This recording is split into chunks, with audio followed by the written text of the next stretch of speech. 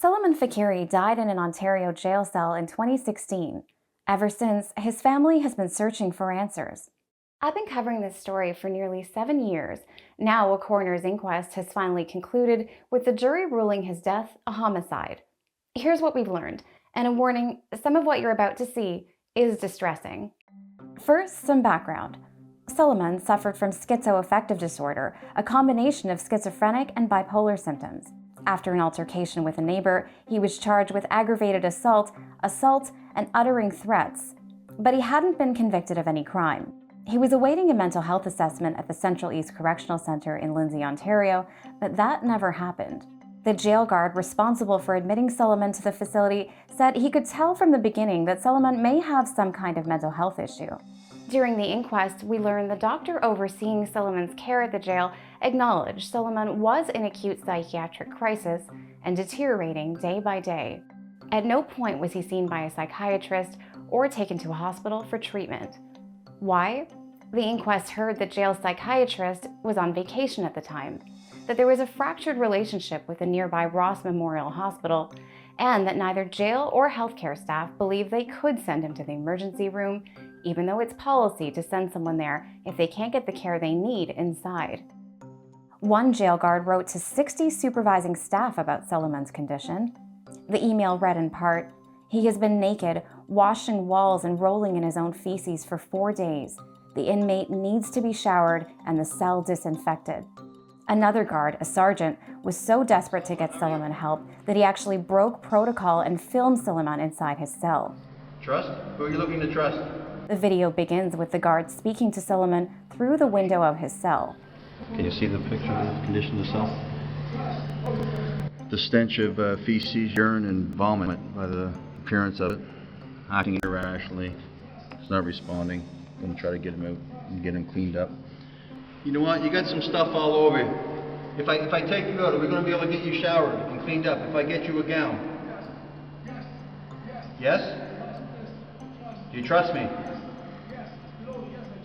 Soleiman appears to pace away from the window and back again for the next few moments as the guard engages him, asking gently if he'll come with them. Follow my voice, you're doing well. Watch out for the toilet, step around the toilet so you don't fall.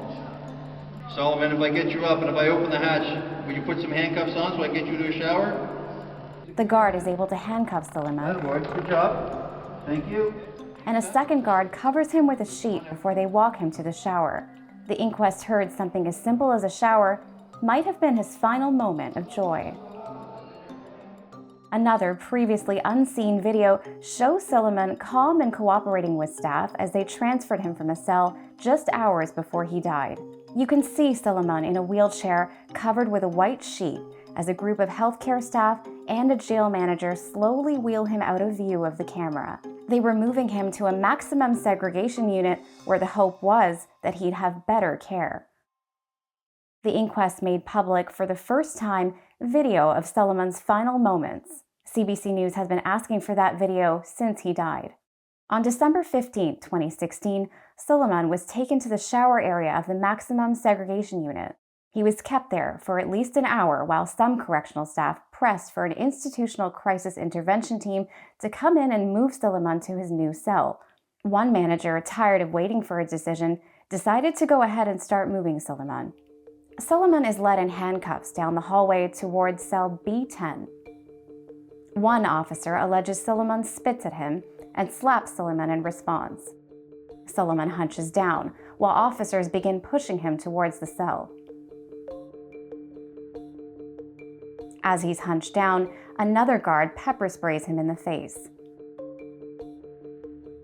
Soleiman is pushed into the cell, followed by all 6 officers on the escort team. Inside, Soleiman is put on the floor. He's struck multiple times in the legs and in the back of the head. He's pepper sprayed a second time. His face is never decontaminated. A code blue is called, and additional officers arrive to assist. Soleiman is held face down as his legs are restrained with leg irons. An officer arrives with a spit hood. It's placed over Soleiman's head while he's still on the floor. The door to cell B10 is closed. Soleiman is left alone, face down, his hands and legs restrained, and his face covered. An operations manager notices Soleiman isn't breathing. The door is reopened.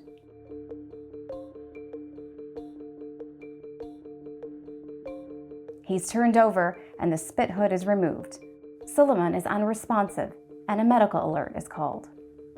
A nurse arrives and attempts to revive him.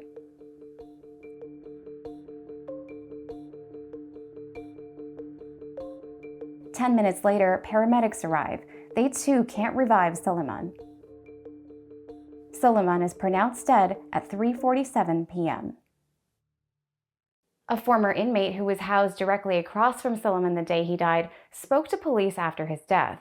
John Thibault said guards started beating Soleiman, quote, as hard as they could as soon as they were out of view of the hallway camera.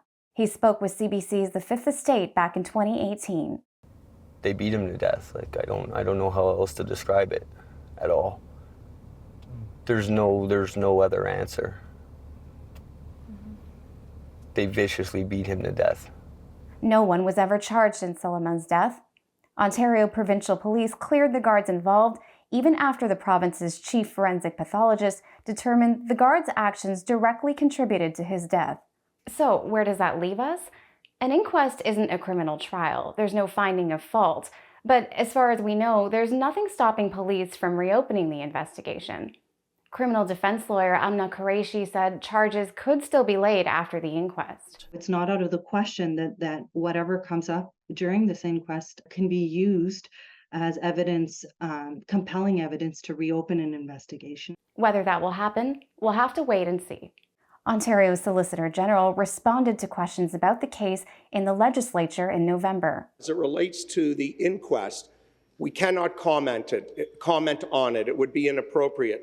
But, Mr. Speaker, we are taking steps to ensure that deaths in custody do not occur. Work is underway to approve corrections in Ontario. In a statement, Soleiman's brother Yusuf Faqiri said there are two things he hopes the inquest will achieve. First, bringing the truth to light, and second, recommendations to prevent what happened to his brother from ever happening again.